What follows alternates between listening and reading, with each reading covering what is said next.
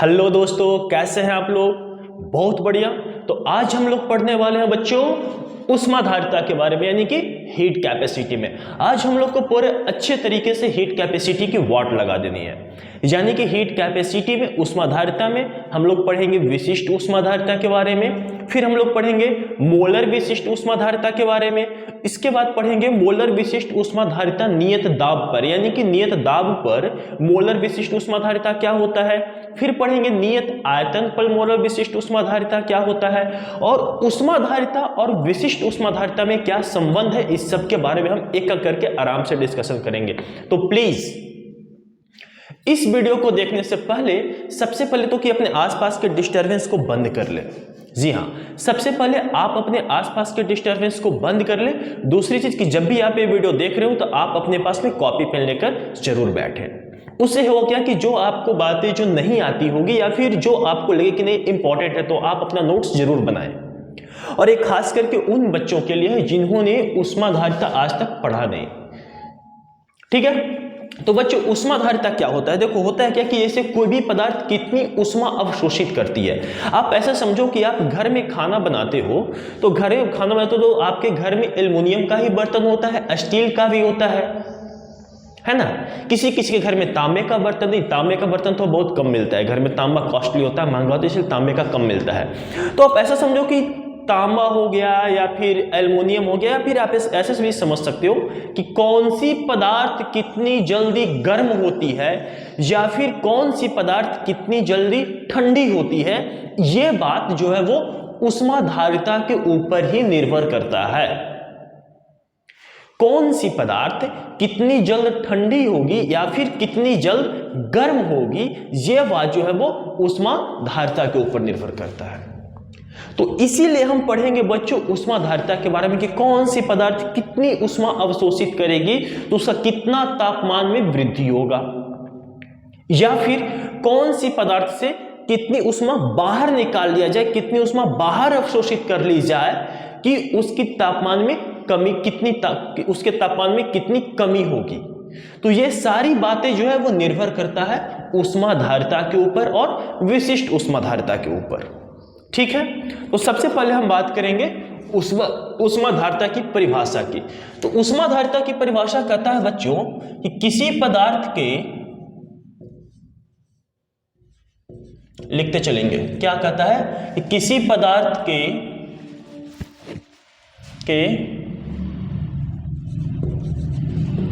इकाई तापमान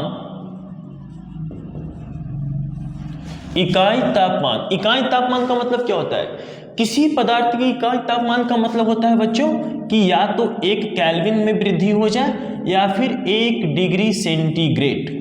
तो किसी पदार्थ के इकाई तापमान, ठीक है, इकाई तापमान में परिवर्तन, इकाई ताप में परिवर्तन के लिए आवश्यक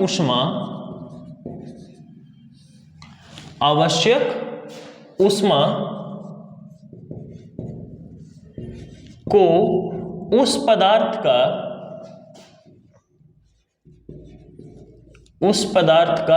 ऊष्माधारिता कहा जाता है।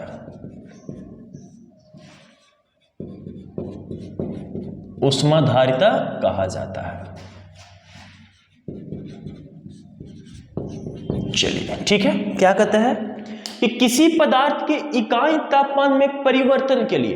अब इकाई तापमान में परिवर्तन का मतलब क्या हो गया, तो इकाई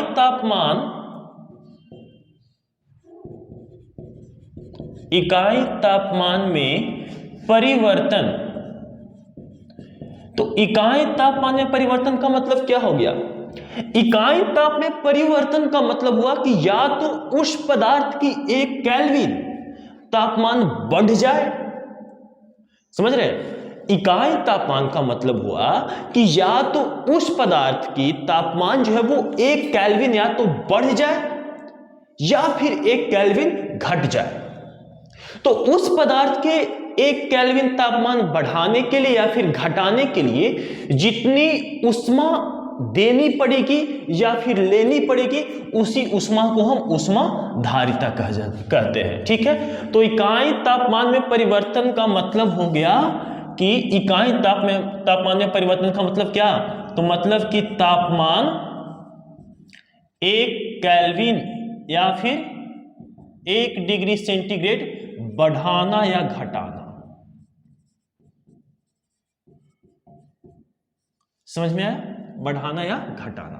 ठीक है, तो ऊष्माधारिता का मैं थोड़ा देख लेता हूं कि साफ साफ नजर आ रही है या नहीं।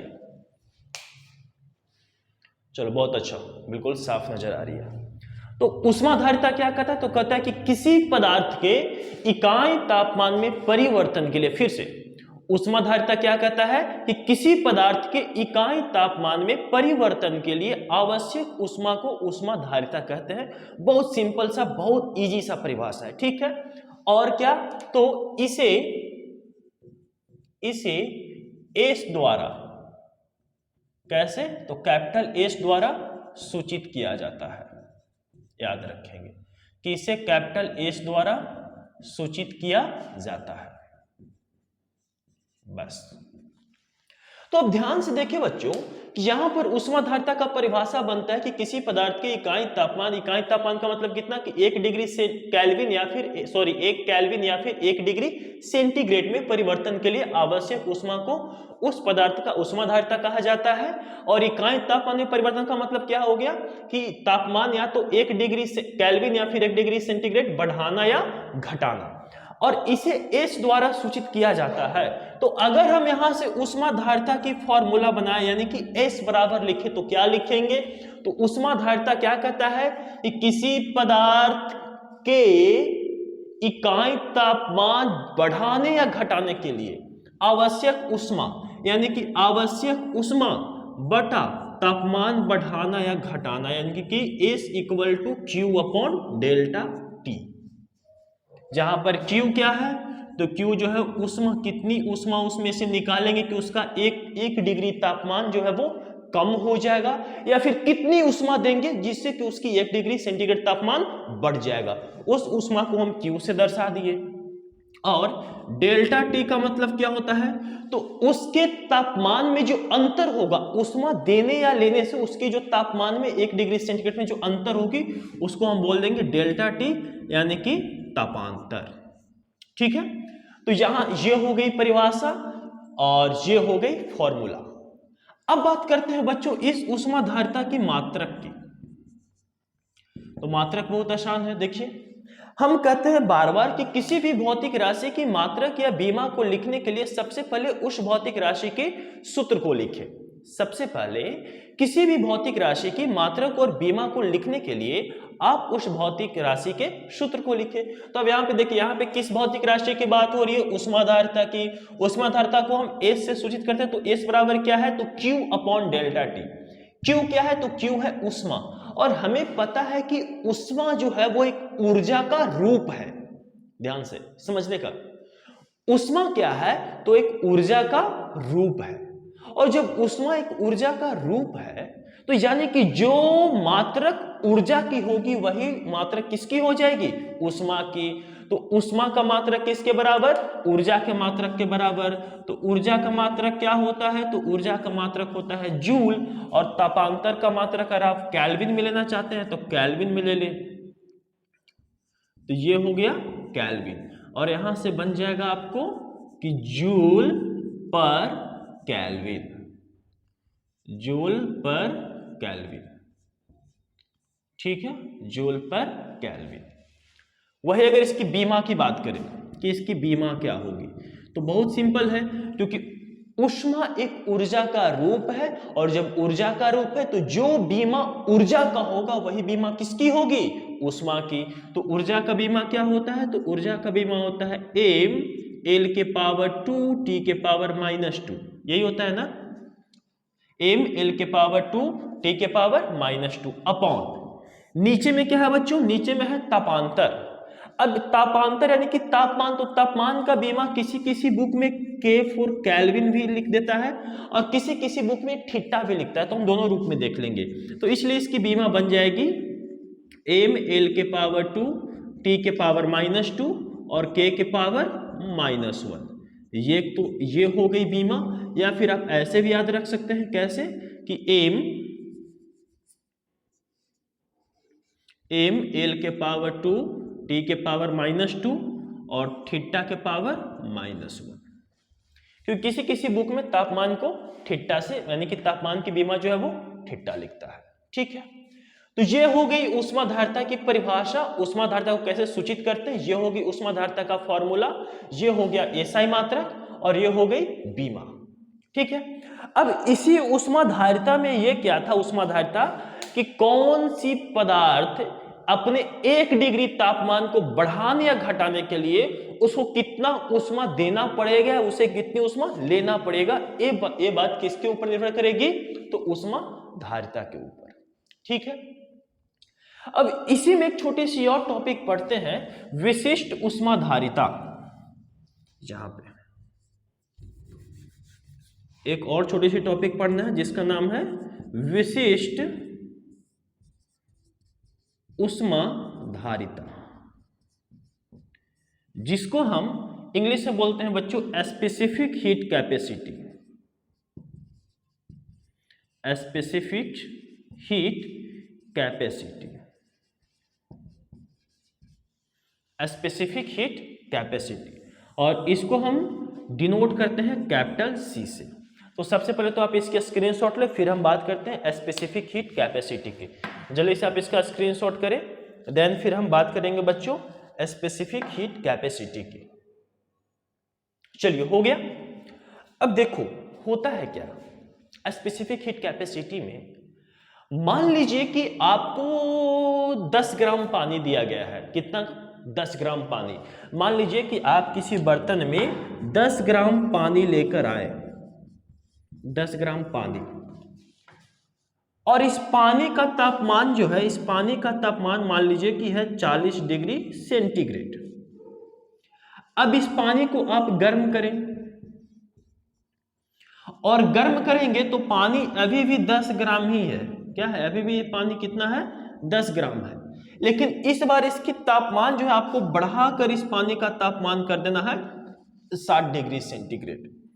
तो अब इस 10 ग्राम पानी की तापमान को बढ़ा, 10 ग्राम पानी की 10 ग्राम पानी जिसकी तापमान कितना है 40 डिग्री सेंटीग्रेड, इसकी तापमान को 60 डिग्री सेंटीग्रेड बढ़ाने के लिए, 60 डिग्री सेंटीग्रेड बढ़ाने के लिए कितनी ऊष्मा की जरूरत पड़ेगी, वो बात किसके ऊपर निर्भर करता है, तो वो इस जो विशिष्ट ऊष्माधारिता है इसके ऊपर निर्भर करेगा। यानी कि 10 ग्राम पानी की तापमान को कितना का तापमान का अंतर हो रहा है, थोड़ा सा देखिए तो यहां पे तापमान का अंदर डेल्टा टी कितना आ रहा है। तो पहले इसका तापमान कितना था 40 डिग्री सेंटीग्रेड, तापमान बढ़ने के बाद कितना हो गया 60 डिग्री सेंटीग्रेड, तो तापमान में अंतर कितना हो गया, तो 20 डिग्री सेंटीग्रेड का। तो अब कहता है कि इसकी तापमान को 20 डिग्री सेंटीग्रेड बढ़ाने के लिए इस पानी को कितना ऊष्मा देकर गर्म करना पड़ेगा ताकि यह पानी की तापमान 20 डिग्री सेंटीग्रेड बढ़ जाए। तो यह बात किसके ऊपर निर्भर करेगी, तो यह निर्भर करेगी विशिष्ट ऊष्माधारिता के ऊपर। या फिर आप ऐसा समझे कि मान लीजिए कि एक बर्फ है, 10 ग्राम बर्फ का टुकड़ा है, बर्फ का टुकड़ा है। अच्छा, बर्फ का टुकड़ा, तो इसका तापमान कितना रहेगा, इसका तापमान हम मान लेते हैं कि इसका तापमान है 0 डिग्री सेंटीग्रेड। ठीक है, एक 10 ग्राम के बर्फ का टुकड़ा है जिसका तापमान है 0 डिग्री सेंटीग्रेड। अब इसी बर्फ के टुकड़े को, अभी भी ये 10 ग्राम ही है, लेकिन कहता है क्या है 10 ग्राम है और यह है क्या है, तो यह है बर्फ। अब इसके तापमान को -20 डिग्री सेंटीग्रेड आपको करना है, यानी कि इसके तापमान को भी और कम करना है। 0 डिग्री सेंटीग्रेड से कहां लेके जाना है, -20 डिग्री सेंटीग्रेड। तो एक बात बताओ, ये बर्फ का तापमान पहले था 0 डिग्री सेंटीग्रेड और हमें करना है -20 डिग्री सेंटीग्रेड। तो इस बर्फ में से क्या करना पड़ेगा, क्या इस बर्फ को ऊष्मा देने की आवश्यकता है या फिर इस बर्फ से ऊष्मा अवशोषित करने की आवश्यकता है, लेने की आवश्यकता है। तो इस बर्फ में से आपको ऊष्मा लेना पड़ेगा। लेकिन बात यह आती है कि हम इस बर्फ से कितना ऊष्मा अवशोषित करेंगे, कितनी ऊष्मा खींचेंगे ताकि इसका तापमान 0 से -20 डिग्री सेंटीग्रेड हो जाए। क्योंकि तापांतर कितना है, डेल्टा टी का मान कितना आ जाएगा, 20 डिग्री सेंटीग्रेड। तो कितने, ऊपर में लिखते हैं, शायद वहां पे दिख नहीं रहा, तो यहाँ पे डेल्टा टी का मान कितना आ जाएगा, 20 डिग्री सेंटीग्रेड। तो यानी कि हमें इस बर्फ में से, जो बर्फ 10 ग्राम 0 डिग्री सेंटीग्रेड पर है, इस बर्फ में से कितनी ऊष्मा अवशोषित करनी पड़ेगी ताकि इसका तापमान कितना हो जाए, -20 डिग्री सेंटीग्रेड। यहां पर ऊष्मा का क्या हो रहा है, तो यहां पे ऊष्मा का अवशोषण हो रहा है, अवशोषित हो रही है ऊष्मा। और यहाँ पे ऊष्मा क्या हो रहा था, यहाँ पे ऊष्मा हम इसको दे रहे हैं, यहाँ पर इसमें ऊष्मा क्या करें, इसको ऊष्मा दे रहे हैं, जिसके कारण इसकी तापमान 20 डिग्री सेंटीग्रेड बढ़ रही है। और यहाँ पर बर्फ से ऊष्मा ले रहे हैं, जिसके कारण इसकी तापमान जो 20 डिग्री सेंटीग्रेड कम हो रही है। और ये सारी बातें किसके ऊपर निर्भर करेगी, तो इस विशिष्ट ऊष्मा धारिता के ऊपर। तो अब हम पढ़ेंगे विशिष्ट ऊष्मा धारिता के बारे में। तो जल्दी से स्क्रीनशॉट ले लिए। चलिए, अगर आपने स्क्रीनशॉट ले लिया तो बहुत अच्छी बात है। अब मैं इसको इरेज करता हूं और आते हैं विशिष्ट ऊष्मा धारिता के ऊपर।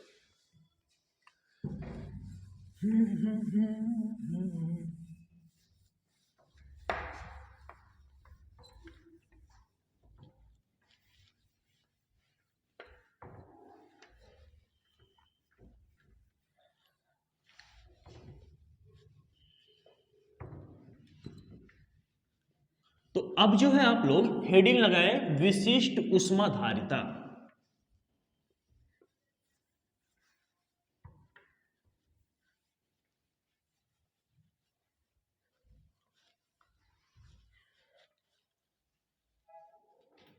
अब आप लोग बच्चों हेडिंग लगाए विशिष्ट ऊष्मा धारिता।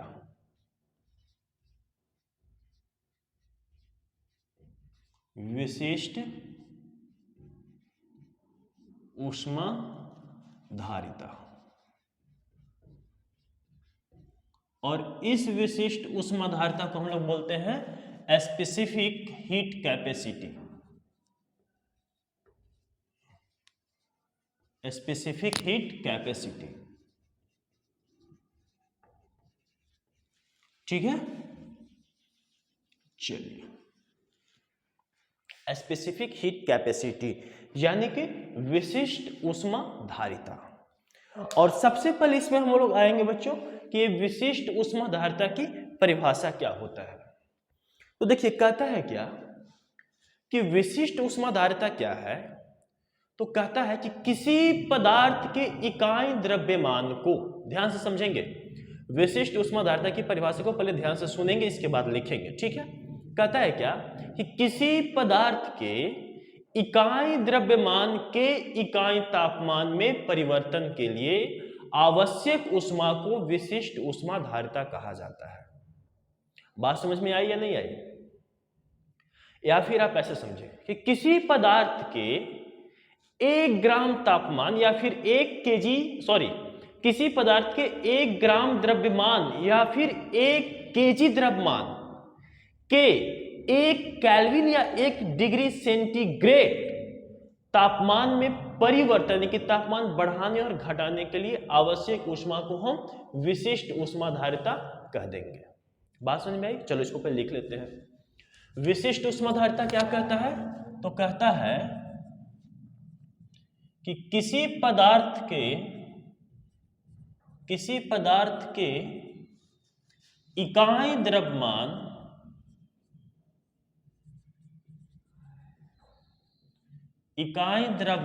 किसी पदार्थ के इकाई द्रव्यमान के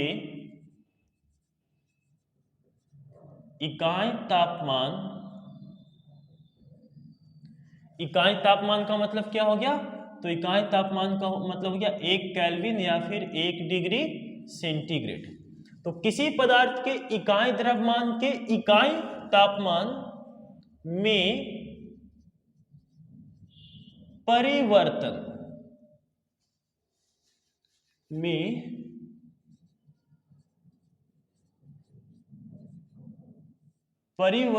के लिए लिए उस पदार्थ को आवश्यक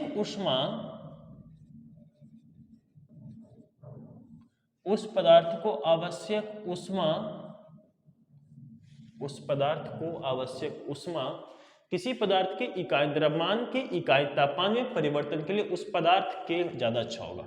उस पदार्थ के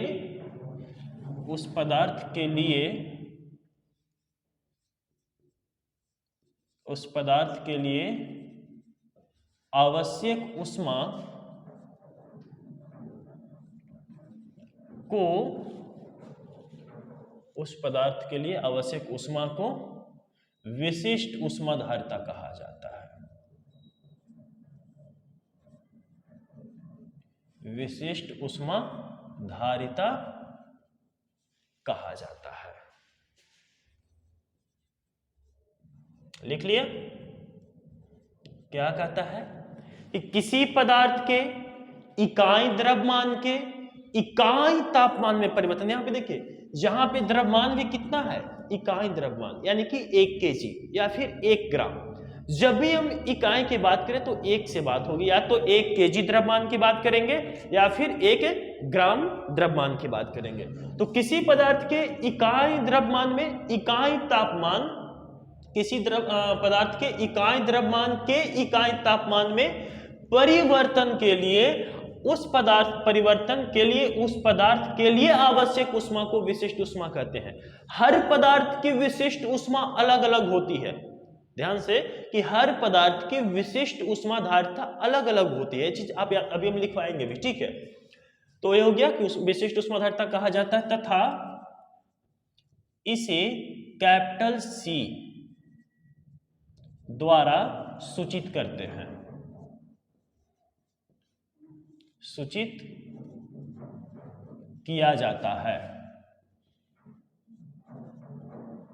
कैसे? तो इसे C द्वारा सूचित किया जाता है। तो अगर आप यहां से देखें तो C का फॉर्मूला क्या हो जाएगा? सो देखिए क्या कहता है कि किसी भी पदार्थ के इकाई द्रव्यमान में इकाई तापमान परिवर्तन करना है तो उसके लिए आपको जितनी ऊष्मा की आवश्यकता पड़ेगी वो ऊष्मा क्या कहलाएगी? विशिष्ट ऊष्माधारिता, यानी कि C कहलाएगा। तो यहां से C का फॉर्मूला हो जाएगा कि आवश्यक ऊष्मा यानी कि Q बटा आवश्यक ऊष्मा किस लिए? तो इकाई द्रव्यमान के इकाई तापमान में परिवर्तन के लिए। और C बराबर क्या बन गया? तो Q बटा M डेल्टा T। या फिर आप इसको ऐसे भी याद रख सकते हैं कि Q बराबर क्या होता है? तो Q बराबर क्या हो जाएगा? तो C आके इस तरफ मल्टीप्लाई हो जाए तो हो जाए Q बराबर MC डेल्टा T। तो आप इसको इस तरह से भी याद रख सकते हैं।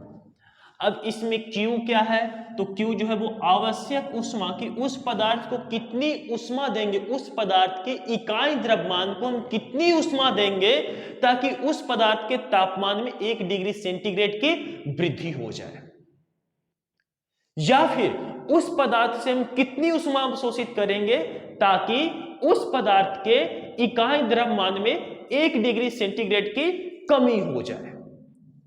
ये सारी बात को कौन बताएगा? विशिष्ट ऊष्माधारिता, जिसको हम C से दर्शाते हैं। बात समझ में आ गया? तो यहाँ पे Q क्या है? तो Q जो है वो ऊष्मा कौन सी? तो देखो, या तो पदार्थ ऊष्मा को अवशोषित कर सकता है जिसकी वजह से उसके तापमान में वृद्धि होगी, या फिर वो पदार्थ ऊष्मा को निकाल सकता है, मुक्त कर सकता है, जिससे उसके तापमान में कमी होगी। तो Q क्या हो गया? तो Q हो जाएगा अवशोषित या मुक्त ऊष्मा, यानी कि पदार्थ द्वारा अवशोषित या मुक्त ऊष्मा को हम Q से दर्शा रहे हैं। अच्छा, C क्या है? तो C जो है वो है पदार्थ का विशिष्ट ऊष्मा, पदार्थ का विशिष्ट ऊष्माधारिता, पदार्थ का विशिष्ट ऊष्माधारिता। अच्छा, और डेल्टा T क्या है? तो उस पदार्थ का तापांतर, पदार्थ का तापांतर, ठीक है। अच्छा, अब बात करते हैं इसकी मात्रक की, कि विशिष्ट ऊष्माधारिता का मात्रक क्या होगा। तो मैं ये एक बार नहीं 1000 बार कहता हूं कि किसी भी भौतिक राशि की अगर मात्रक या बीमा आपको लिखनी हो तो सबसे पहले आप उस भौतिक राशि के सूत्र को लिखे, फॉर्मूला को लिखे। हम किसकी बात कर रहे हैं? विशिष्ट ऊष्माधारिता की। तो विशिष्ट ऊष्माधारिता का फॉर्मूला क्या है? Q बटा m डेल्टा टी। Q बराबर m डेल्टा टी, C बराबर Q m डेल्टा टी, या फिर आप ऐसे भी याद रख सकते कि Q बराबर mc डेल्टा टी। ज्यादा अच्छा यही लगता है ना, Q बराबर mc डेल्टा टी, Q बराबर mc डेल्टा टी, Q बराबर mc डेल्टा टी। Q क्या है? तो अवशोषित या मुक्त ऊष्मा किसके द्वारा? पदार्थ के द्वारा। C क्या है? पदार्थ की विशिष्ट ऊष्माधारिता। डेल्टा टी क्या है? तो पदार्थ का तापांतर। तो आप ऐसे याद रखिए कि Q बराबर mc डेल्टा टी, तो C बराबर Q बटा m डेल्टा टी। ठीक है, तो यहाँ पे इसकी मात्रक क्या बन जाएगी? तो Q क्या है? तो अवशोषित या मुक्त ऊष्मा, और ऊष्मा क्या है? तो ऊष्मा एक ऊर्जा का रूप है, तो इसीलिए इसकी मात्रक हो जाएगी ऊपर में जूल, नीचे में क्या हो जाएगा? एक काम करते हैं, शॉर्ट में लिख लेते हैं।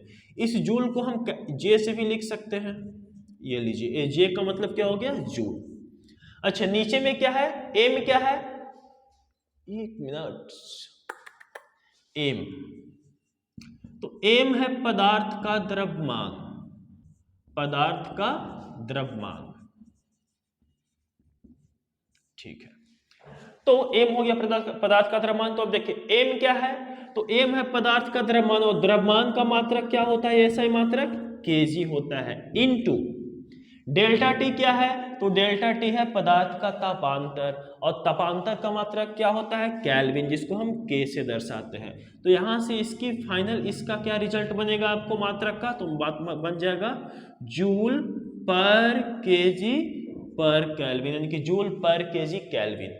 या फिर इसको हम ऐसे भी लिख सकते हैं कि जूल केजी इनवर्स, यानी कि केजी के पावर -1, जूल केजी के पावर -1 और केल्विन के पावर भी -1। तो ये किसकी मात्रक हो गई? ये हो गई विशिष्ट ऊष्माधारिता का मात्रक। वही अगर बात करें इसकी बीमा की, कि इसका बीमा क्या होगा? तो बीमा क्या हो जाएगा? ऊपर में क्या है?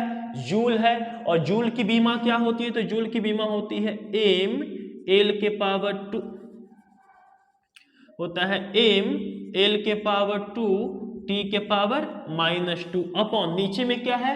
नीचे में है द्रव्यमान और डेल्टा टी। तो द्रव्यमान के लिए भी हम क्या लिख लेंगे? बीमा कैपिटल M, और डेल्टा टी के लिए बीमा क्या लिख देंगे? के ही ले लो, कोई दिक्कत नहीं है। तो m से m मर गया, तो m से m मर गया, तो यहाँ पे क्या बच गया? बच गया m के पावर 0, यहाँ पे बच गया कि m के पावर 0, यानी कि m not L2 T2 inverse और K इनवर्स। आपकी एक जगह पे आप थीटा भी लिख सकते हो, कोई दिक्कत, कोई प्रॉब्लम, कोई परेशानी नहीं है। तो विशिष्ट ऊष्माधारिता के बारे में बहुत कम जानकारी और बहुत इंपॉर्टेंट जानकारी ये है। क्या है? ये हो गई उसकी परिभाषा, ये हो गई फॉर्मूला, और ये हो गई मात्रक, और ये हो गई बीमा। अब देखो हमने क्या कहा कि हमने जो परिभाषा में लिखा है बच्चों, वो लिखा है क्या? कि किसी पदार्थ के इकाई द्रव्यमान के इकाई तापमान में परिवर्तन के लिए उस पदार्थ के लिए आवश्यक ऊष्मा को विशिष्ट ऊष्मा कहा जाता है। उस पदार्थ के लिए ही सिर्फ और सिर्फ विशिष्ट ऊष्मा कहा जाएगा, यानी कि अलग अलग पदार्थ की विशिष्ट ऊष्मा अलग अलग होगी। जी हाँ, बहुत इंपॉर्टेंट है। क्या? कि अलग अलग पदार्थों की विशिष्ट ऊष्माधारिता, विशिष्ट ऊष्माधारिता अलग अलग होती है, अलग अलग होती है, यानी कि अलग अलग पदार्थों की विशिष्ट ऊष्माधारिता क्या होगी? अलग अलग होगी। जैसे अगर हम बात करें, हम बात करते हैं कि अगर मान लें कि हम पानी की कि specific heat capacity C of पानी, यानी कि वाटर, तो C ऑफ पानी यानी कि पानी की विशिष्ट ऊष्माधारिता जो होता है बच्चों, वो होता है 4.2 joule per gram degree centigrade. इसका मतलब क्या हुआ? तो इसका मतलब हुआ ये क्या है? Joule per gram degree centigrade. ध्यान से समझिएगा इसको, बहुत इंपॉर्टेंट लाइन समझाने जा रहे हैं, बहुत इंपॉर्टेंट बात। जैसे मैंने पानी के लिए विशिष्ट ऊष्माधारिता लिखा है 4.2 joule per gram degree centigrade, इसका मतलब क्या हुआ? तो इसका मतलब हो गया कि 1 ग्राम पानी के तापमान को 1 डिग्री सेंटीग्रेड बढ़ाने के लिए इस पानी को 4.2 जूल ऊष्मा देना पड़ेगा। क्या करना पड़ेगा? देना पड़ेगा। अगर तापमान को कब? जब बढ़ाना है तब। क्या कि अगर C of water 4.2 joule per gram degree centigrade है, इसका मतलब क्या हुआ कि 1 ग्राम पानी के तापमान को 1 डिग्री सेंटीग्रेड बढ़ाने के लिए उस पानी को 4.2 जूल ऊष्मा देना पड़ेगा। ठीक है, लाइट कट गई, चलो इन्वर्टर चल रहा है तो साफ साफ दिख रहा है ना? चलो हाँ दिख रहा है, बहुत अच्छा दिख रहा है, कोई बात नहीं। ठीक है, या फिर आप ऐसे भी समझ सकते हैं कि अगर इस पानी के तापमान को क्या करना है? 1 डिग्री सेंटीग्रेड कम करना है। अगर हम मान लीजिए कि इस पानी के तापमान को 1 डिग्री सेंटीग्रेड कम करना है तो क्या करेंगे? इसमें से 4.2 जूल ऊष्मा क्या करो? निकाल लो। तो अगर आप इस 1 ग्राम पानी के तापमान को 1 डिग्री सेंटीग्रेड बढ़ाना चाहते हैं तब भी इस पानी को 4.2 जूल ऊष्मा देना पड़ेगा, और अगर इस पानी के तापमान को 1 डिग्री सेंटीग्रेड कम करना चाहते हैं तो इस पानी से 4.2 जूल ऊष्मा निकालना पड़ेगा। समझ में आया? क्योंकि इसकी विशिष्ट ऊष्माधारिता 4.2 joule per gram degree centigrade है। वही अगर हम बात करें कि C ऑफ बर्फ यानी कि आइस, बर्फ की विशिष्ट ऊष्माधारिता होती है बच्चों 2.1 joule per gram degree centigrade. इसका मतलब क्या हुआ? मतलब कि अगर आप 1 ग्राम बर्फ है आपके पास में, ध्यान से समझिएगा ये सब चीजें, अगर आपके पास में 1 ग्राम बर्फ है और इसके तापमान को बढ़ाना चाहते हैं कितना? 1 डिग्री सेंटीग्रेड। 1 ग्राम बर्फ के तापमान को अगर आप 1 डिग्री सेंटीग्रेड बढ़ाना चाहते हैं तो उसके लिए इस बर्फ को आपको 2.1 जूल ऊष्मा क्या करना पड़ेगा? देना पड़ेगा। C of water, specific heat capacity of water कितना होता है? 4.2 joule per gram degree centigrade. इसका मतलब क्या कि अगर आप उस वाटर की, पानी के तापमान को 1 डिग्री सेंटीग्रेड बढ़ाना चाहते हैं तो उस पानी को 4.2 जूल ऊष्मा देना पड़ेगा, या फिर उस पानी के तापमान को 1 डिग्री सेंटीग्रेड कम करना चाहते हैं तो उसे 4.2 जूल ऊष्मा लेना पड़ेगा। बात समझ में आया? इसी तरह से हमने कहा कि C of ice equal to 2.1 joule per gram degree centigrade, यानी कि आपके पास में 1 ग्राम के बर्फ का एक टुकड़ा है और अगर उस बर्फ के टुकड़े के 1 डिग्री सेंटीग्रेड तापमान बढ़ाना चाहते हैं तो उस बर्फ के टुकड़े को 2.1 जूल ऊष्मा देना पड़ेगा, और अगर आप उस बर्फ के टुकड़े का 1 डिग्री तापमान कम करना चाहते हैं तो क्या करना पड़ेगा कि उस बर्फ से 2.1 जूल ऊष्मा निकालना पड़ेगा। सिंपल सी बात, यही तो बार बार कर रहे हैं। तो इसी तरह से यहाँ पे C ऑफ वाटर क्या है? 2.1 joule per gram degree centigrade, यानी कि बर्फ के 1 ग्राम बर्फ के टुकड़े का तापमान 1 डिग्री सेंटीग्रेड बढ़ाने के लिए 2.1 जूल ऊष्मा देना पड़ेगा। ये चीज कौन बता रहा है? तो ये विशिष्ट ऊष्माधारिता बता रहा है। या फिर इस बर्फ के तापमान को 1 डिग्री सेंटीग्रेड और कम करना है तो इसमें से क्या कीजिए कि 2.1 जूल ऊष्मा क्या कीजिए? बाहर निकाल लीजिए। ये चीज कौन बता रहा है? विशिष्ट ऊष्माधारिता। या फिर आप ऐसे समझें कि C ऑफ तांबा यानी कि कॉपर, तांबा का विशिष्ट ऊष्माधारिता होता है बच्चों 0.4 joule per gram degree centigrade. इसका मतलब क्या हो गया? तो इसका मतलब कि आपके पास में अगर 1 ग्राम के तांबा का टुकड़ा है, ध्यान से समझिएगा सारी, देखो एग्जाम्पल इतना इसलिए दे रहा है कि सबसे पहली बात तो कि आपको ये सारा याद हो जाए, सब कांस्टेंट वैल्यू है, क्योंकि हर पदार्थ की विशिष्ट ऊष्माधारिता नियत होती है। प्रत्येक पदार्थ की विशिष्ट ऊष्माधारिता नियत होती है, चेंज नहीं होगा। सी ऑफ वाटर अगर मैंने लिख दिया 4.2 joule per gram degree centigrade तो एक कांस्टेंट रहेगा। आप कहीं भी क्वेश्चंस लगाओगे तो सी of water 4.2 joule per gram degree centigrade ही लोगे। अगर सी ऑफ आइस मैंने बर्फ के लिए लिखा है 2.1 joule per gram degree centigrade, तो इसका मतलब कि बर्फ के लिए विशिष्ट ऊष्माधारिता का मान हमेशा नियत रहेगा कि 2.1 joule per gram degree centigrade होना ही है, चाहे आप कैसा भी क्वेश्चन हो। सी ऑफ तांबा मैंने लिखा है 0.4 joule per gram degree centigrade, मतलब कि तांबे के लिए विशिष्ट ऊष्माधारिता का मान हमेशा 0.4 joule per gram degree centigrade ही लेना है। ये हमेशा नियत होता है, इसकी मान हमेशा नियत होती है। तो मैंने लिखा कि एक सी ऑफ तांबा equal to 0.4 joule per gram degree centigrade. इसका मतलब क्या हुआ कि अगर आप 1 ग्राम तांबा लेंगे और इस तांबे के तापमान को कितना, तो अगर आप 1 डिग्री सेंटीग्रेड बढ़ाना चाहते हैं, अगर इस तांबे के तापमान को 1 डिग्री सेंटीग्रेड बढ़ाना चाहते हैं तो इस तांबे को आपको 0.4 जूल ऊष्मा देना पड़ेगा।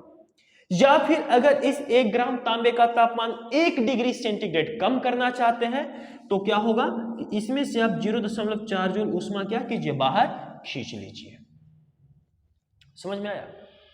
तो ये चीज कौन बताएगा, तो ये बताएगी विशिष्ट ऊष्माधारिता। ये कौन बतलाता है, तो ये सारी बातों का डिस्कशन किस में होता है, विशिष्ट ऊष्माधारिता के अंतर्गत होता है। और तो और कौन सी पदार्थ कितनी जल्द गर्म होगी या फिर कितनी जल्द ठंडी होगी, यह भी बात विशिष्ट ऊष्माधारिता के ऊपर ही निर्भर करती है। जैसे आप देखिए, देखो देखो देखो, हमेशा हम लोग क्या करते हैं कि गाड़ियों में देखना, आप घर में या फिर आपके घर में गाड़ी होगा तो, या फिर आपने देखा होगा कि गाड़ियों में जो होता है वो गाड़ी के इंजन को ठंडा बनाए रखने के लिए उसके रेडिएटर में पानी का प्रयोग किया जाता है। नहीं, गाड़ी में यानी कि वाहनों के इंजन को ठंडा रखने के लिए उसके रेडिएटर में पानी का उपयोग किया जाता है। और खास करके आपसे कभी कभी बोर्ड के एग्जाम में एक क्वेश्चन भी पूछ दिया जाता है कि वाहनों के इंजन को ठंडा करने के लिए उसके रेडिएटर में पानी का उपयोग क्यों किया जाता है, तो उसका आंसर देखिए। होता है क्या कि जब उस वाहन के रेडिएटर में आप पानी डालते हैं तो पानी की विशिष्ट ऊष्माधारिता है बच्चों 4.2 joule per gram degree centigrade. अच्छा, आप में से बहुत सारे बच्चे समझ रहे होंगे कि सर पानी इसलिए यूज करते हैं क्योंकि पानी ठंडा होता है। बात सही है, तो भैया बर्फ भी तो ठंडा होता है, बर्फ तो पानी से और ज्यादा ठंडा होता है, तो फिर हम बर्फ ही क्यों नहीं डाल देते, पानी क्यों डालते हैं? तो इसी का रीजन बता रहे हैं, लॉजिक देखो क्या है। होता है क्या कि जब आप पानी की विशिष्ट ऊष्माधारिता बच्चों 4.2 joule per gram degree centigrade है और बर्फ की विशिष्ट ऊष्माधारिता 2.1 joule per gram degree centigrade है, मतलब कि पानी को अपना 1 डिग्री तापमान कम करने के लिए 2.1 जूल ऊष्मा चाहिए। समझ रहे हो? पानी को अपना 1 डिग्री तापमान कम करने के लिए, बर्फ को अपना 1 डिग्री तापमान कम करने के लिए 2.1 जूल ऊष्मा चाहिए, यानी कि उसमें से 2.1 जूल ऊष्मा निकालना पड़ेगा। अरे ऊष्मा निकालेंगे तभी तो उसकी तापमान कम होगी ना। अगर किसी वस्तु को ऊष्मा देना यानी कि उसके तापमान को वृद्धि करना, ध्यान से समझो, अगर किसी वस्तु को ऊष्मा हम दे रहे हैं इसका मतलब कि उस वस्तु के तापमान को वृद्धि कर रहे हैं, और अगर किसी वस्तु से ऊष्मा अवशोषित कर रहे हैं, उस वस्तु से ऊष्मा निकाल रहे हैं, तो इसका मतलब कि उसके तापमान में कमी कर रहे हैं। तो यहां पे इस बर्फ के 1 ग्राम बर्फ के टुकड़े को अगर हम 2.1 जूल ऊष्मा देंगे तो इसका मतलब कि इसका तापमान में हम क्या कर रहे हैं, वृद्धि कर रहे हैं। और अगर इस 1 ग्राम के बर्फ के टुकड़े से 2.1 जूल ऊष्मा निकाल रहे हैं, देखो बाहर की तरफ फेरो है यानी कि निकाल रहे हैं, तो इसका मतलब कि इसके तापमान को कमी कर रहे हैं, इसके तापमान को कम कर रहे हैं। तो अब सी ऑफ बर्फ 2.1 joule per gram degree centigrade का मतलब हुआ कि आप 1 ग्राम बर्फ के तापमान को अगर आप 1 डिग्री सेंटीग्रेड बढ़ाना चाहते हैं तो उसके लिए इसको 2.1 जूल ऊष्मा देना पड़ेगा, यानी कि थोड़ी सी ऊष्मा दे देंगे सिर्फ 2.1 जूल, तो तुरंत इसका तापमान 1 डिग्री सेंटीग्रेड बढ़ जाएगा। समझ रहे बात? अगर आप 1 ग्राम बर्फ को बस सिर्फ व सिर्फ 2.1 जूल उष्मा दे देंगे, तुरंत उसका तापमान 1 डिग्री सेंटीग्रेड बढ़ जाएगा। अब थोड़ा सा यहां देखिए पानी वाले में, अब सी ऑफ पानी कितना है, पानी की विशिष्ट उष्मा धारिता कितना है, 4.2 joule per gram degree centigrade है। यानी कि इस पानी के तापमान को 1 डिग्री सेंटीग्रेड बढ़ाने के लिए आपको 4.2 जूल उष्मा देना पड़ेगा, या फिर इसके तापमान को 1 डिग्री सेंटीग्रेड कम करने के लिए आपको 4.2 जूल उष्मा उससे लेना पड़ेगा। अब आपने रेडी वाटर में डाल रखा है पानी, और रेडी वाटर हो जाएगा गर्म, सॉरी जब वाहन चलेगी तो रेडी वाटर भी होगा गर्म, और जब इंजन उसका गर्म होगा, रेडी वाटर में भरा हुआ है पानी, जब इंजन गर्म होगा तो उसमें हीट होगी तो उसमें से उष्मा निकलेगा। अब उष्मा पानी को भी मिल रहा है और उष्मा बर्फ को भी मिल रहा है, ध्यान से समझिएगा, उष्मा पानी को भी मिल रहा है, वो वाहन का इंजन उष्मा जो है वो पानी को भी स्थानांतरित कर रही है और बर्फ को भी कर रही है। मान लीजिए कि आपने बर्फ भी डाल रखा है और पानी भी डाल रखा है, ठीक है। अब बर्फ जो है तुरंत अपना 1 डिग्री तापमान, सिर्फ उसको 2.1 जूल उष्मा जैसे ही मिला, तुरंत अपना इसने 1 डिग्री तापमान क्या किया, बढ़ा दिया। लेकिन पानी ने नहीं बढ़ाया, पानी को 1 डिग्री तापमान बढ़ाने के लिए 4.2 जूल उष्मा चाहिए। यानी कि जितना देर में ये बर्फ पानी गर्म हो जाएगा, यानी कि जितना देर में पानी का 1 डिग्री सेंटीग्रेड तापमान बढ़ेगा, उतना देर में बर्फ का 2 डिग्री सेंटीग्रेड तापमान बढ़ जाएगा। क्योंकि बर्फ की विशिष्ट उष्मा जो है, बर्फ की जो विशिष्ट उष्मा है वो पानी के विशिष्ट उष्मा की आधा है। यानी कि पानी की विशिष्ट उष्मा धारिता बर्फ की विशिष्ट उष्मा धारिता की दुगुना है। तो इसलिए पानी को गर्म होने में जो है वो समय ज्यादा लगेगा और बर्फ को गर्म होने में कम समय लगेगा। यानी कि बर्फ का तापमान जल्दी वृद्धि कर जाएगा, पानी का तापमान देर से वृद्धि करेगा। बर्फ जो है वो 1 डिग्री तापमान अपना 2.1 जूल में ही बढ़ा लेगी, लेकिन पानी अपना 1 डिग्री तापमान जो है वो 4.2 जूल उष्मा लेने के बाद बढ़ाएगी। बर्फ जो है वो अपना 1 डिग्री तापमान 2.1 जूल ऊर्जा लेने के बाद बढ़ाएगी। पानी जो है वो अपना 1 डिग्री तापमान 4.2 जूल ऊर्जा लेने के बाद बढ़ाएगी। समझ में आया? तो इसी विशिष्ट उष्मा धारिता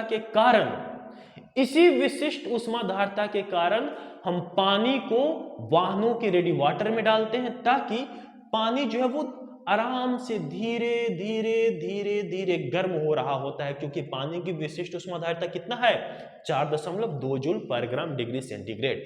ठीक है, बात समझ में आया यहाँ तक? यानी कि इसके 1 डिग्री तापमान को बढ़ाने के लिए 4.2 जूल उष्मा चाहिए, और इसके 1 डिग्री तापमान बढ़ाने के लिए सिर्फ 2.1 जूल उष्मा ही चाहिए। बात समझ में आई? बात समझ में आई तो जल्दी से आप इसका स्क्रीनशॉट लें। बात अगर समझ में आ गई तो आप जल्दी से स्क्रीनशॉट लें, फिर हम आगे की बात करते हैं। और देखिए, और देखो मजा आएगा। विशिष्ट उष्मा धारिता जो है ना, बड़ा मजा आएगा, बड़ा मजे वाले टॉपिक है। इस सबको भी अरेंज करो कुछ देर के लिए। देखो हम थर्मामीटर में क्या यूज करते हैं, जब हम जो टेम्परेचर मापते हैं, तापमान मापते हैं, उसमें क्या होता है, पारा भरा होता है। पारा क्यों भरते हैं वो देखो, सी ऑफ मर्क्यूरी यानी कि Hg क्या होता है, तो सी ऑफ मर्क्यूरी होता है 0.1 joule per gram degree centigrade. इसका मतलब क्या हुआ कि अगर आपके पास में 1 ग्राम मरकरी है और इस मरकरी के तापमान को आप 1 डिग्री सेंटीग्रेड बढ़ाना चाहते हैं, वाओ लाइट भी आ गई, बहुत अच्छी बात, लाइट भी आ गई। अगर आपके पास में मरकरी है और उस मरकरी के तापमान को आप 1 डिग्री सेंटीग्रेड बढ़ाना चाहते हैं, कितना, 1 डिग्री सेंटीग्रेड, तो आप इस मरकरी को क्या करें, इस पारे को क्या करें, Hg का मतलब हो गया पारा, यहां पे लिख देते हैं पारा। तो आप इस पारा को क्या करें, सिर्फ 0.1 जूल उष्मा दे दें, तुरंत इस पारे का तापमान 1 डिग्री सेंटीग्रेड बढ़ जाएगा। मैं थोड़ा देख लेता हूं इधर, हाँ अब सही है। तो इसका मतलब कि पारे के 1 डिग्री तापमान बढ़ाने के लिए आपको उस पारा को 0.1 जूल उष्मा देना पड़ेगा। या फिर अगर आप इस 1 ग्राम मरकरी, 1 ग्राम अगर आप इस 1 ग्राम मरकरी के पारा को 1 डिग्री सेंटीग्रेड अगर आप कम करना चाहते हैं तो इसमें से 0.1 जूल उष्मा क्या कीजिए, अवशोषित कर लीजिए। तुरंत इस पारे का तापमान जो है वो 1 डिग्री कम हो जाएगा। अब आप सोचिए, आपने लिया थर्मामीटर, थर्मामीटर में क्या डाल दिया, पारा। जब थर्मामीटर में वो पारा गया तो हुआ क्या कि आपका बॉडी हीटेड है, आपको फीवर है, आपका बॉडी बहुत ज्यादा गर्म है, एकदम तप रही है, इतना ज्यादा गर्म है। अब वो क्या कि जैसे ही आपके शरीर से उष्मा स्थानांतरित होगी उस पारा में, उस थर्मामीटर में, थर्मामीटर के बल्ब में, और जब बल्ब में वो उष्मा जाएगी तो वो उष्मा क्या करेगी, फिर उस बल्ब से उष्मा स्थानांतरित होगी पारा में। अब पारा को जैसे ही 0.1 जूल, सिर्फ और सिर्फ 0.1 जूल, सिर्फ व सिर्फ 0.1 जूल उष्मा जैसे ही मिला, तुरंत उस पारे का तापमान क्या हो जाएगा, 1 डिग्री सेंटीग्रेड बढ़ जाएगा, 1 डिग्री सेंटीग्रेड बढ़ जाएगा। या फिर आप ऐसा समझे कि आप उस थर्मामीटर को लगा दिए हैं बर्फ पे। अब जब बर्फ में उस थर्मामीटर को जाके लगाएं तो हुआ क्या कि उस बर्फ में उष्मा क्या है, कम है। अभी आपने उसको अपने बॉडी में लगाया, उसका पारा जो है वो हाई हो गया, यानी कि उसका टेम्परेचर हाई हो गया। अब उस पारे को जाके लगा दिया आपने बर्फ के टुकड़े पर, तुरंत वहां से उष्मा क्या होगा, अवशोषित होगा। अब उष्मा जैसे ही कितना 0.1 जूल उस पारा को मिलेगा, यानी कि अवशोषित होगा उस पारे से 0.1 जूल उष्मा क्या होगा, अवशोषित होगा। तुरंत उस पारे का तापमान 1 डिग्री सेंटीग्रेड कम हो जाएगा। बात समझ में आया? और तो और सुनो, सोचो, ये सब देखो, सी ऑफ कहां पे, इधर वे में डालने दो, कहां गया, नजर आ रहा है, बढ़िया, चलो हाँ चल रहा है। देखो ये सब चीजें ना याद रखना, सी ऑफ पानी, बर्फ के लिए, तांबा के लिए, पारा के लिए, सब नॉर्मल है, ये सब ज्यादातर क्वेश्चंस में आते रहते हैं, इसीलिए आप इसको याद रखेंगे। देखिए जैसे मान लीजिए कि सी ऑफ एल्यूमिनियम, एल्युमिनियम का जो विशिष्ट ऊष्माधारिता होता है बच्चों, वो होता है 0.9 joule per gram degree centigrade. इसका मतलब क्या हुआ, तो इसका मतलब कि अगर आपने 1 ग्राम एल्युमिनियम लिया है और इस एल्युमिनियम के तापमान को अगर आप 1 डिग्री सेंटीग्रेड बढ़ाना चाहते हैं, 1 डिग्री सेंटीग्रेड बढ़ाना चाहते हैं, तो इसके लिए इस एल्युमिनियम को 0.9 जूल ऊष्मा देना पड़ेगा। या फिर इसके तापमान को 1 डिग्री सेंटीग्रेड कम करना चाहते हैं तो क्या होगा, तो इसमें से क्या करना पड़ेगा आपको, 0.9 जूल ऊष्मा अवशोषित करना पड़ेगा। तो ये अलग अलग पदार्थों की विशिष्ट ऊष्माधारिता अलग अलग होती है। चलिए जल्दी से आप इसका स्क्रीनशॉट लीजिए, फिर हम आगे की बात करते हैं। जल्दी से स्क्रीनशॉट करें, फिर मैं आगे की बात करूंगा। विशिष्ट ऊष्माधारिता में भी बहुत सारी चीज पढ़ाना है। चलिए हो गया, चलो देखो, तो हमें ये तो पता चल गया, यहां से हमें ये चीज मालूम पड़ गया कि जिस पदार्थ की विशिष्ट ऊष्माधारिता ज्यादा होती है वो पदार्थ देर से गर्म या ठंडा होगा, और जिस पदार्थ की विशिष्ट ऊष्मा क्या होती है, विशिष्ट ऊष्माधारिता कम होती है, वो पदार्थ जो है वो जल्द गर्म और जल्द ठंडा भी हो जाती है। तो आप ये पॉइंट बना के लिख लीजिए, बहुत इंपॉर्टेंट लाइन है। क्या बहुत इंपॉर्टेंट लाइन है, क्या है इंपॉर्टेंट लाइन, कहता है कि जिस पदार्थ का विशिष्ट ऊष्माधारिता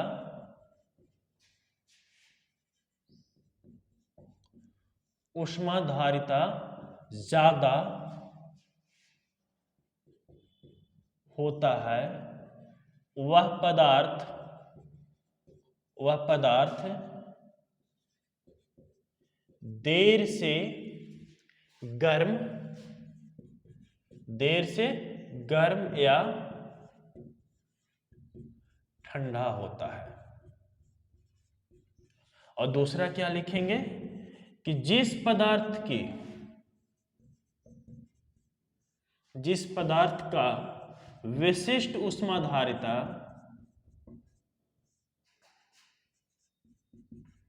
विशिष्ट ऊष्माधारिता कम होता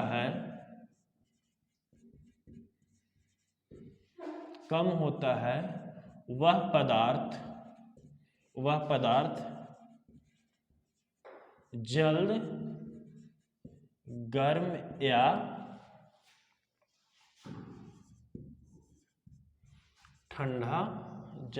या ठंडा होता है। और एक चीज और आप याद रखिएगा कि कम विशिष्ट ऊष्माधारिता वाले पदार्थ, कम विशिष्ट ऊष्माधारिता वाले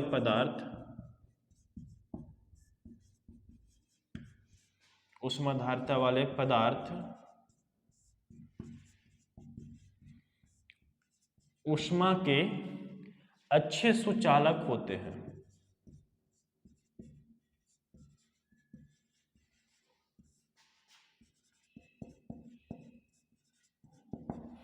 यानी कि जिस पदार्थ की विशिष्ट ऊष्माधारिता क्या होगी, कम होगी, वो पदार्थ जो है ऊष्मा का क्या होगा, अच्छा सुचालक होगा। यानी कि उस पदार्थ से ऊष्मा बहुत अच्छी तरीके से प्रवाहित होगी, उससे यानी कि उससे ऊष्मा जो है वो बहुत अच्छे तरीके से प्रवाहित होगी। कम विशिष्ट ऊष्माधारिता वाले पदार्थ ऊष्मा के अच्छे सुचालक होते हैं।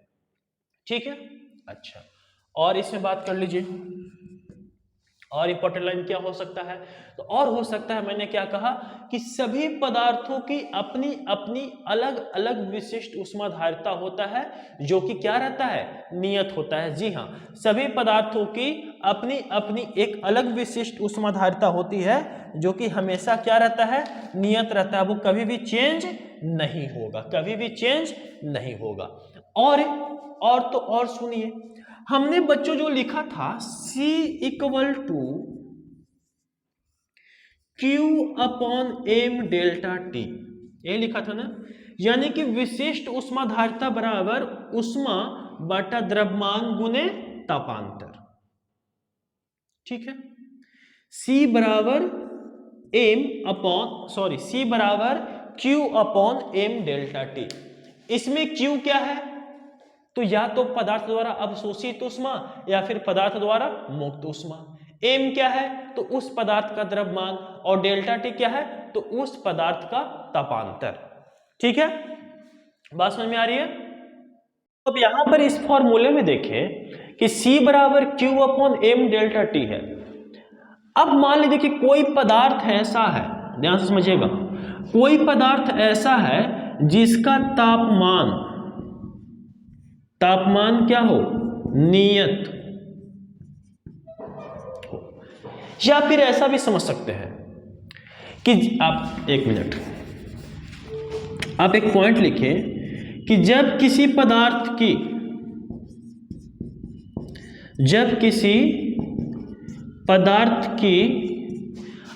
अवस्था में परिवर्तन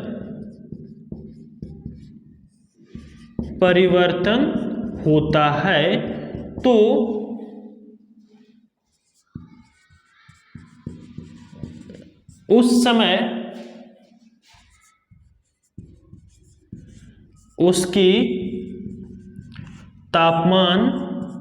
है, तो उस समय उसकी तापमान नियत होती है। बहुत इंपॉर्टेंट लाइन है कि जब किसी पदार्थ की अवस्था में परिवर्तन होता है तो उस समय उसकी तापमान नियत होती है। अवस्था में परिवर्तन का मतलब क्या होगा, तो देखो पदार्थ की 3 अवस्था होती है, सॉलिड, लिक्विड, गैस, यानी कि ठोस, द्रव और गैस। तो ठोस, द्रव, गैस, तो जब पदार्थ की अवस्था, मान लीजिए कोई ठोस पदार्थ है वो द्रव में बदल रहा है, या फिर मान लीजिए कोई द्रव पदार्थ है वो गैस में बदल रहा है, तो उस वक्त उसकी तापमान क्या होगी, नियत होगी। उस वक्त उसकी तापमान क्या होती है, नियत होती है। ठीक है, तो नियत होती है, तथा इस स्थिति में हम विशिष्ट ऊष्माधारिता, इस स्थिति में हम गुप्त ऊष्माधारिता, ऐसे लिख लो, गुप्त ऊष्माधारिता की गणना करते हैं। ध्यान समझिएगा, गणना करते हैं तथा उसकी विशिष्ट ऊष्माधारिता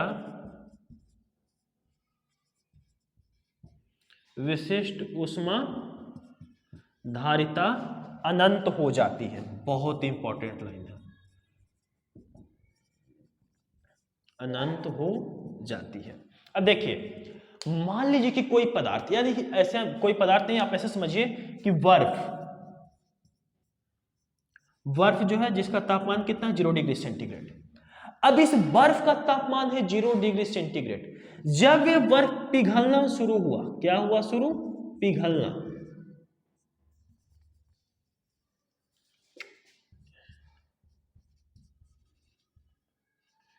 जब ये बर्फ पिघलना शुरू हुआ तो उस वक्त ये क्या बनेगा? जब पिघलना शुरू होगा तो बनेगा पानी। लेकिन उस वक्त इसकी तापमान कितनी रहेगी? 0 डिग्री सेंटीग्रेड। ध्यान से देखिए, जब बर्फ पानी बनना आरंभ हुआ था, जब बर्फ पानी बन रहा था, यानी कि पानी बनना आरंभ हुआ था, तो उस वक्त बर्फ की तापमान भी थी 0 डिग्री सेंटीग्रेड और उस पानी का तापमान भी था 0 डिग्री सेंटीग्रेड। क्या इसके तापमान में कोई परिवर्तन हो रहा है जब बर्फ से पानी का निर्माण हो रहा है? नहीं। 0 डिग्री पर बर्फ है और 0 डिग्री पर पानी। हम इसके बारे में और भी अच्छे तरीके से बात करेंगे, बट इसके बाद वाले टॉपिक में, जिसमें टॉपिक में आएगा गुप्त ऊष्मा, इसलिए मैंने यहाँ पे थोड़ा इसको लिख के छोड़ दिया सिर्फ पॉइंट में, और इसके बारे में हम इस गुप्त ऊष्मा के बारे में हम बाद में डिस्कशन करेंगे, ठीक है। तो जब बर्फ 0 डिग्री, बर्फ से जब 0 डिग्री पानी बन रहा था, 0 डिग्री सेंटीग्रेड पर जो बर्फ का टुकड़ा था, जब वो बर्फ का टुकड़ा पिघलना शुरू हुआ और 0 डिग्री सेंटीग्रेड पर जब पानी बनना शुरू हुआ, तो उस वक्त इसके तापमान में कोई परिवर्तन नहीं हुआ, यानी कि T तापमान क्या था? नियत था, कांस्टेंट था। और डेल्टा टी क्या था? 0 था। तो इस स्थिति में जब 0 डिग्री बर्फ से 0 डिग्री पानी का निर्माण हो रहा होता है, तो इसकी गुप्त ऊष्मा क्या हो जाती है? अनंत हो जाती है। C बराबर क्या हो जाता है? इनफाइनाइट। अब यहां पे देख ले फॉर्मूले से, C बराबर Q तो Q ही रहेगा, M को M ही लिखेंगे, लेकिन डेल्टा टी यहां पर क्या हो जा रहा है? डेल्टा टी का मान क्या हो जा रहा है? 0। तो M गुने 0, तो यहां से क्या आ जाएगा? इनफाइनाइट। तो याद रखिएगा कि नियत ताप पर, क्या? नियत ताप पर, यानी कि जब तापांतर का मान क्या हो? 0 हो, तो उस वक्त पर विशिष्ट ऊष्माधारिता क्या हो जाती है? अनंत हो जाती है। विशिष्ट ऊष्माधारिता अनंत होने का मतलब क्या हुआ? ये भी इंपॉर्टेंट बात है। देखो, जितनी जो बात है हमारे पास, हम सारी बातें आपके सामने रख देंगे, बस आप आराम से पढ़ते जाए, नोट्स बनाते जाए, और साथ साथ कोशिश करें कि हम जितना ज्यादा आप कैच कर सको करो। यार हमें क्या है, ना क्या बोलते हैं ना, हमें सॉरी, तुम्हें क्या है, तुम्हारा ना कोई पैसा लग रहा है, ना तुम्हारा कोई चार्ज, इसके बावजूद भी अगर तुम्हें अच्छा तरीके से, अच्छे से अगर समझ में आ रही है और अच्छा अगर कुछ अगर आपको मिल रहा है, तो आपको लेने में क्या जाता है, ठीक है। तो इसलिए आराम से पढ़ते रहो, आराम से नोट्स बनाते रहो, ठीक है। तो क्या है कि जब ये बर्फ 0 डिग्री सेंटीग्रेड से 0 डिग्री सेंटीग्रेड पर पानी का निर्माण जब हो रहा था, उस वक्त इसकी तापांतर क्या थी? नियत थी। तापांतर नियत थी, यानी कि सॉरी, ताप क्या था? नियत है, यानी कि तापांतर कितना था? 0। तो इसकी विशिष्ट ऊष्माधारिता क्या होगी? अनंत। फॉर्मूले से देख ले कि C बराबर Q बटा M delta T, Q M, लेकिन डेल्टा टी 0, इसलिए C का मान क्या आ जाएगा? अनंत। इसका मतलब क्या हुआ? विशिष्ट ऊष्माधारिता अनंत होने का मतलब क्या है?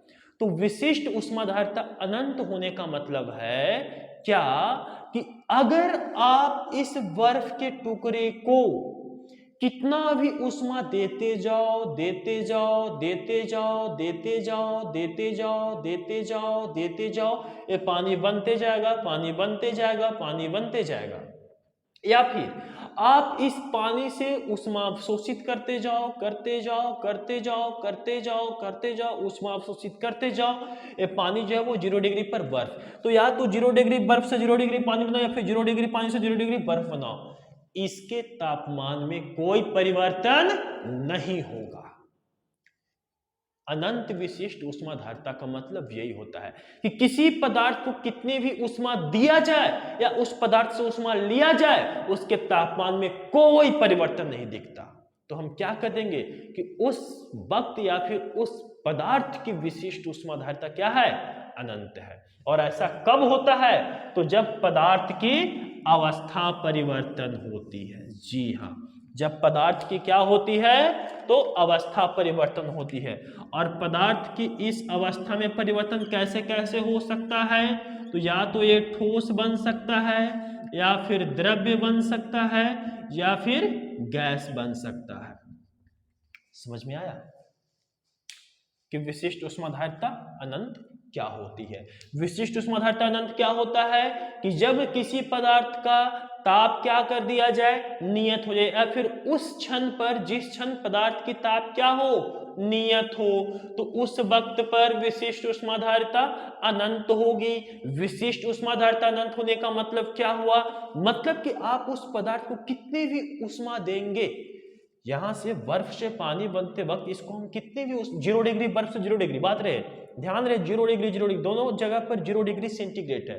तो 0 डिग्री सेंटीग्रेड बर्फ को पिघलाएंगे तो 0 डिग्री सेंटीग्रेड का पानी बनेगा, और इस वक्त पर इसको कितने भी उष्मा देंगे तो ये आराम से 0 डिग्री सेंटीग्रेड पर पानी बनते रहेगा, और इसके तापांतर हो जाएगा शून्य, और तापांतर शून्य, इसलिए इसकी विशिष्ट उष्माधारिता हो जाएगी अनंत। इसीलिए मैंने लाइन लिखा है क्या, कि जब किसी पदार्थ की अवस्था में परिवर्तन होता है तो उस समय उसकी तापमान नियत होती है। तापमान क्या है, नियत है। देखिए पहले इसकी अवस्था क्या थी, बर्फ, दूसरी अवस्था क्या है, पानी, तो ये वाली अवस्था क्या होगी, बर्फ वाली ठोस, पानी वाली अवस्था क्या होगी, द्रव। और तापमान यहाँ भी 0 डिग्री सेंटीग्रेड, यहाँ भी 0 डिग्री सेंटीग्रेड, तो तापमान क्या है, नियत है। तो तापमान नियत होती है, तथा इस स्थिति में हम गुप्त उष्माधारिता की गणना करते हैं। यानी कि जब अगर ऐसा स्थिति रहेगा तो हम यहां पर विशिष्ट उष्माधारिता की बात नहीं करेंगे, किसकी बात करेंगे, गुप्त उष्माधारिता की, जिसके बारे में हम बाद में आप लोगों को पढ़ाएंगे। तो इस स्थिति में हम गुप्त उष्माधारिता की गणना करते हैं तथा इसकी विशिष्ट उष्माधारिता अनंत हो जाती है। इसकी विशेष उष्माधारिता क्या हो जाती है, अनंत हो जाती है। बात समझ में आया, यहां तक अच्छे तरीके से समझ में आया। चलिए जल्दी से इसका स्क्रीनशॉट लीजिए, फिर हम आगे की बात करते हैं। इस पे 1-2 क्वेश्चंस लगाएंगे, कहानी करेंगे खत्म। आज की क्लास यहीं पे हो जाएगी ड्रॉ।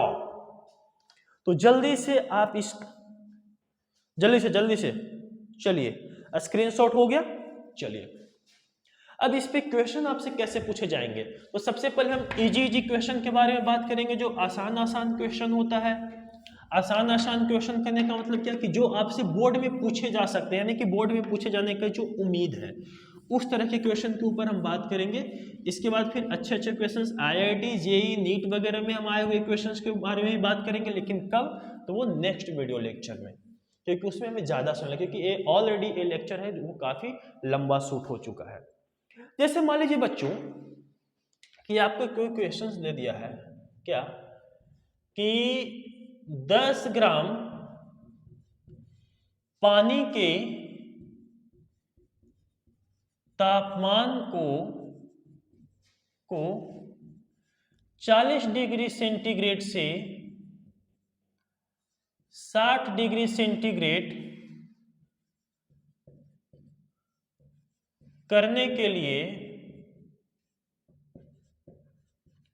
करने के लिए उस पानी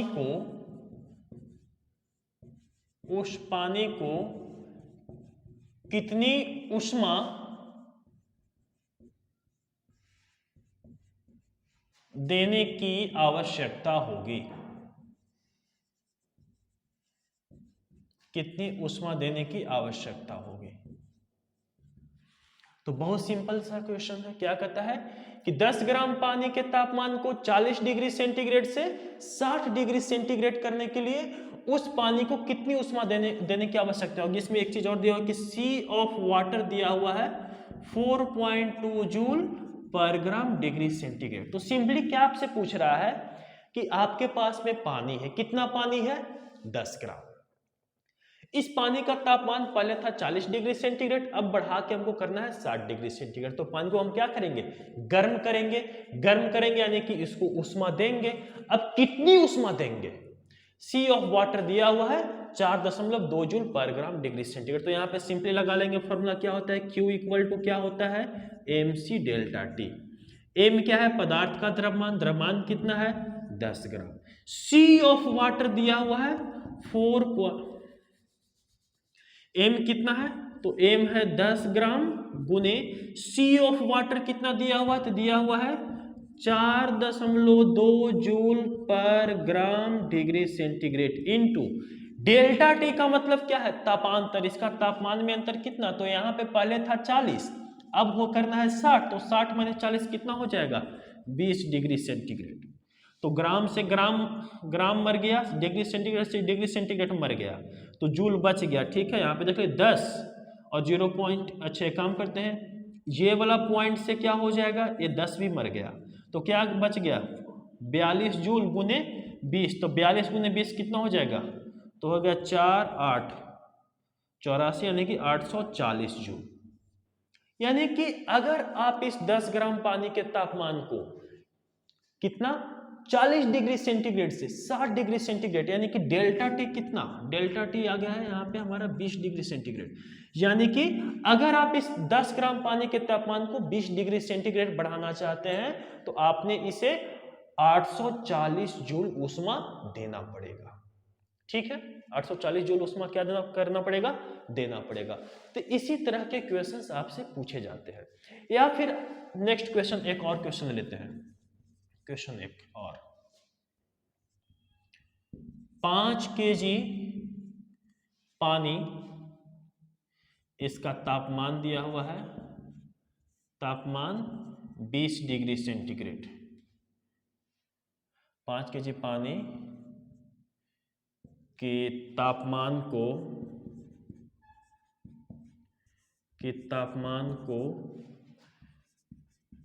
क्वथनांक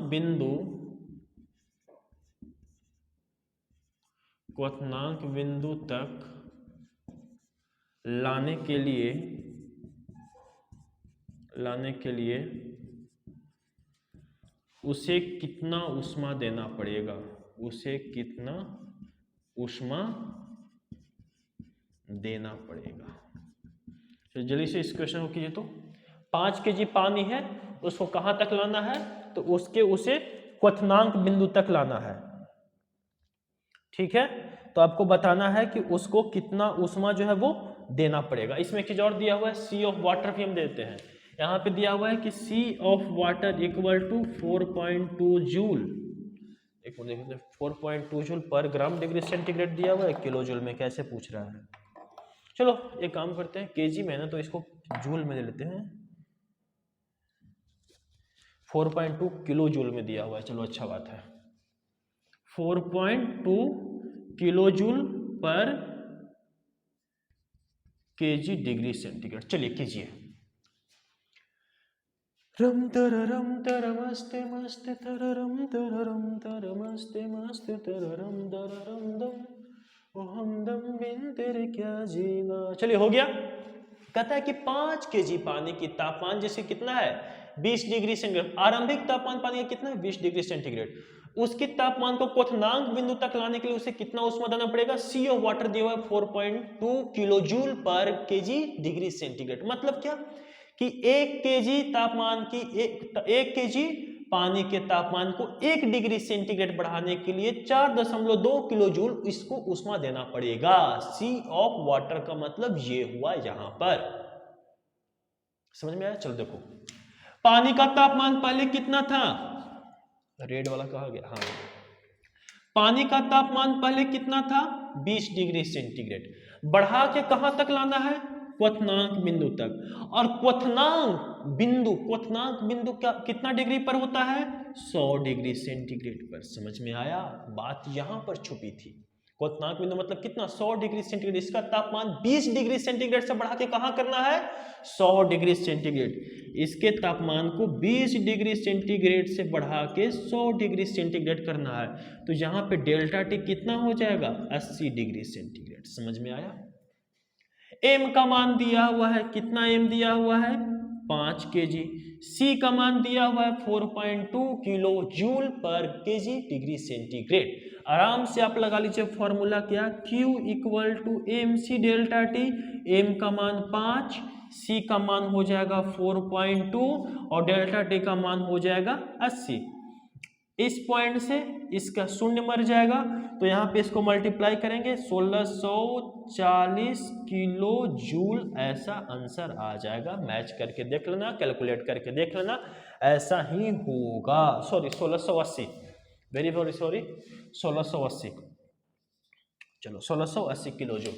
तो बहुत इजी क्वेश्चंस होते हैं। एक क्वेश्चन लास्ट और देख लेते हैं, हो गया? स्क्रीनशॉट लीजिए, स्क्रीनशॉट लीजिए, फिर एक क्वेश्चन और देखते हैं जल्दी से।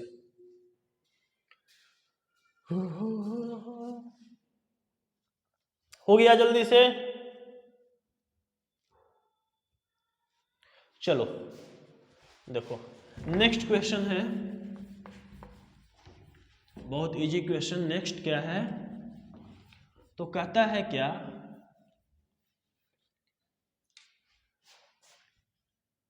क्वेश्चन कहता है कि 100 वाट के विद्युत हीटर द्वारा 100 वाट के विद्युत हीटर द्वारा 250 ग्राम पानी की तापमान को 0 डिग्री सेंटीग्रेड से 0 डिग्री सेंटीग्रेड से कितना degree centigrade, sorry 20 degree centigrade ना, क्या कहते हैं, 20 डिग्री सेंटीग्रेड से, सॉरी 20 डिग्री तापमान को 20 डिग्री सेंटीग्रेड बढ़ाने के लिए, 20 डिग्री सेंटीग्रेड बढ़ाने इतना 100 वाट के विद्युत हीटर द्वारा 250 ग्राम पानी के तापमान को 20 डिग्री सेंटीग्रेड बढ़ाने में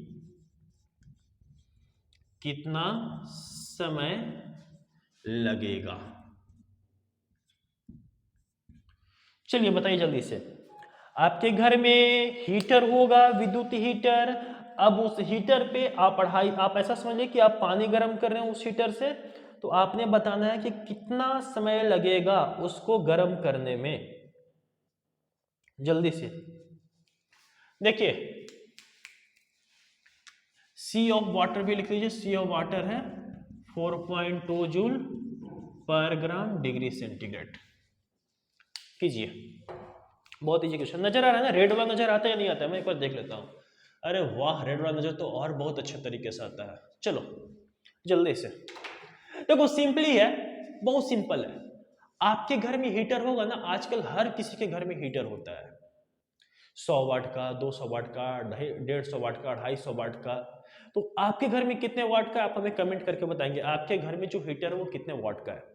यहाँ पे क्या है कि एक 100 वाट का विद्युत हीटर है, उस अब क्या किया कि एक 100 वाट का विद्युत हीटर लिया, उससे 250 ग्राम पानी को गर्म कर रहा है, और गर्म करके तापमान को कितना बढ़ा देना है, 20 डिग्री सेंटीग्रेड बढ़ाने के लिए कितना समय लगेगा। तो यहाँ पे ऑलरेडी हमको दे रखा है। सबसे पहले तो एम बराबर लिख लेते हैं, कितना दिया हुआ है, 250 ग्राम। चलो ठीक है। अच्छा, अब कहता है क्या कि इसके तापमान को कितना बढ़ाना है भैया, तो इसके तापमान को हमें 20 डिग्री सेंटीग्रेड बढ़ा देना है, यानी कि हमें इसके तापमान को बढ़ा देना है 20 डिग्री, कि डेल्टा टी हमको 20 डिग्री सेंटीग्रेड रखना है। सी ऑफ वाटर दिया हुआ है 4.2 joule per gram degree centigrade, लेकिन यहाँ पे हीटर जो है वो दिया हुआ है 100 वाट का। एक काम करते हैं, छोड़ो 100 वाट को गोली मारो, अभी हम बात करते हैं कि इसको उष्मा कितना देना पड़ेगा, उष्मा कितना देना पड़ेगा, ऊर्जा कितना देना पड़ेगा। तो अगर हम लगाएंगे यहाँ पे Q equal to M C delta T, तो आएगा Q इंटू एम बराबर कितना हो जाएगा, 250 ग्राम। C बराबर कितना है, 4.2 joule per gram degree centigrade, और डेल्टा टी कितना है, 20। जब आप यहां से करेंगे तो यहां से आ जाएगा लगभग 21,000 जूल। ये तो हमें उष्मा मिल गया, ये हमें क्या मिल गया, उष्मा। लेकिन हमसे पूछ क्या रहा है, हमसे पूछ रहा है समय कि T बराबर वाट, के समय कितना लगेगा इस विद्युत हीटर को 250 ग्राम पानी को गर्म करने में, हमसे ये पूछा जा रहा है। तो देखिए ए क्या है 100 वाट, वाट ध्यान समझिएगा इसको।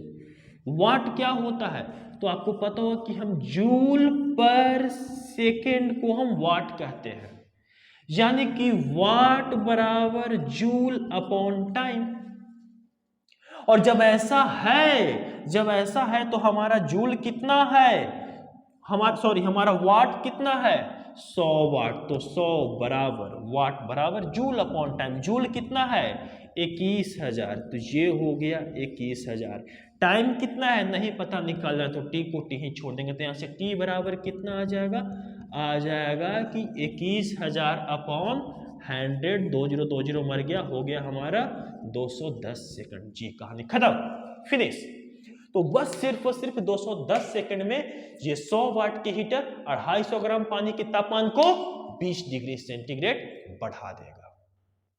बात समझ में आया? सिर्फ 210 सेकंड में 100 वाट के विद्युत हीटर 250 ग्राम पानी के तापमान को 20 डिग्री सेंटीग्रेड बढ़ा देगा। तो बस यहीं पे आज विशिष्ट ऊष्माधारिता की कहानी होती है समाप्त। बाकी के नेक्स्ट वीडियो लेक्चर में हम लोग पढ़ेंगे कि विशिष्ट ऊष्माधारिता और ऊष्माधारिता के बीच में संबंध क्या है। फिर हम लोग पढ़ेंगे मोलर विशिष्ट ऊष्माधारिता, और फिर मोलर विशिष्ट ऊष्माधारिता का 2 प्रकार पढ़ेंगे, जो कि एक नियत दाब पर मोलर विशिष्ट ऊष्माधारिता पढ़ेंगे और एक पढ़ेंगे नियत आयतन पर मोलर विशिष्ट ऊष्माधारिता। आज के लिए बस इतना, फिर मिलते हैं नेक्स्ट वीडियो लेक्चर में। तब तक के लिए bye, thank you for watching this video.